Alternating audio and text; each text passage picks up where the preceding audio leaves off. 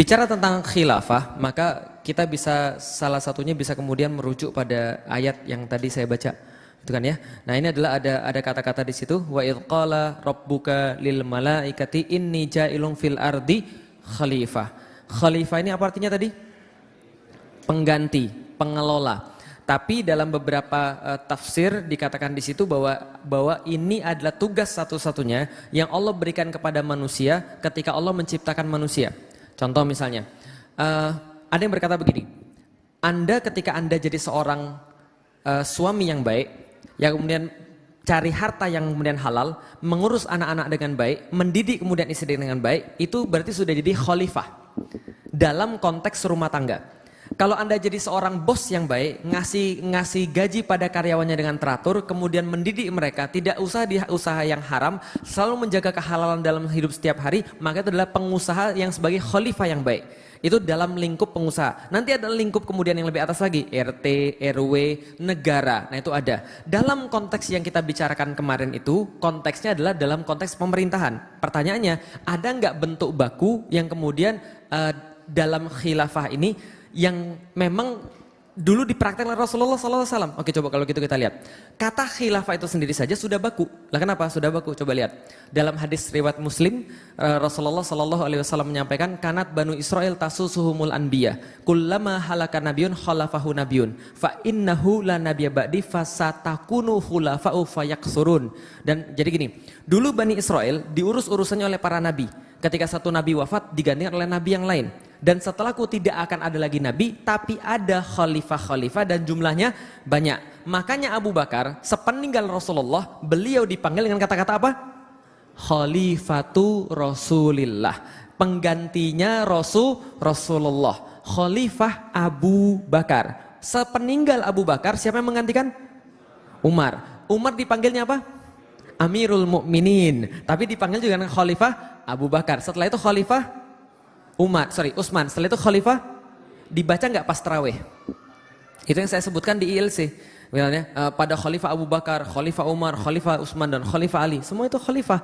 Nah, kita lihat ada nggak bentuk bakunya? Jadi gini, kalau kita bicara bentuk baku, hadisnya sangat banyak sekali.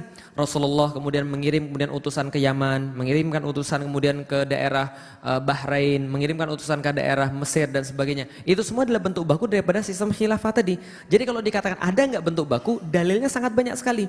Kalau dalilnya nggak banyak, maka tidak akan dikelompokkan dalam fikih pemerintahan. Pernah belajar buku fikih yang warnanya hijau terus kuning? Penulisnya Sulaiman Rashid.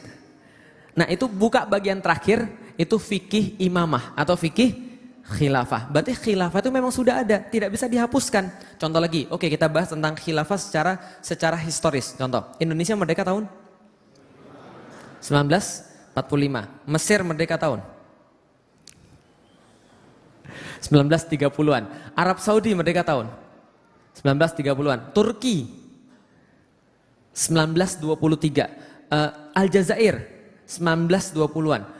Apalagi Sudan sekitar juga sama. India sekitar juga sama. Pertanyaan saya, sebelum Indonesia merdeka ada apa di situ? Kerajaan. Sebelum Mesir merdeka ada apa di situ? Oke, di dalam buku sejarah namanya Ottoman. Pernah dengar? Ottoman pernah dengar? Ottoman itu adalah bagian daripada khilafah.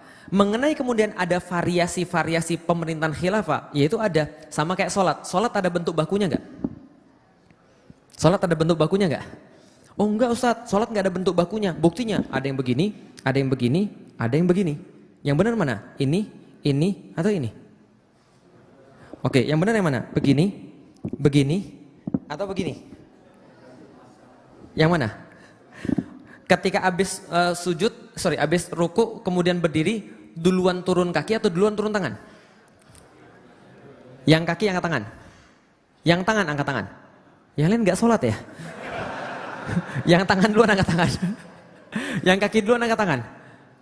Ada variasinya? Tangan boleh? Kaki boleh? Yang nggak boleh? Jidat, jelas. Kalau jidat bukan sujud, namanya nyungsep, paham benar sekali. Paham ya? Nah, itu variasi-variasi itu ada, bukan berarti sholat tidak ada yang baku. Ada bakunya. Bakunya apa? Allahu Akbar, setelah takbir, kemudian tangan bersedekap. Lalu kemudian baca Fatihah. Kemudian baca surat-surat pilihan. Setelah itu ruku. Setelah ruku balik lagi. Kemudian sujud. Ada nggak madhab yang nggak ada rukunya? Ada nggak madhab yang ada rukunya? Ada.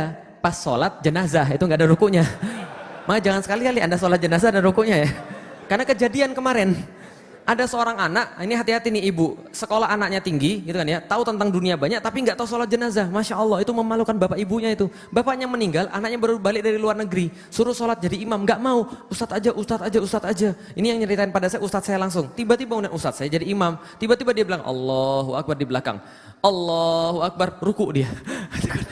Lah telah ditanya setelah selesai sholat ditanya, kenapa kamu ruku? Karena dosa bapak saya itu banyak jadi saya ruku. Itu dosa kamu yang banyak itu. Sedih paham sekali. Nah artinya gini, variasi-variasi dalam sholat itu ada, tapi bukan berarti tidak ada bentuk baku di dalam sholat. Khilafah juga sama, ada dalil-dalilnya. Adapun ada variasi-variasi di antara khilafah, khulafah Rasyidin, khilafah Bani Umayyah, khilafah Bani Abbasiyah, khilafah Bani Utsmaniyah, itu adalah sesuatu yang biasa. Nah jadi sebenarnya itu tulisan-tulisan sudah banyak membahas. Nanti kalau mau nanti saya forwardkan ke Bapak nanti insya Allah, satu persatu. Insya Allah ada bentuk bakunya.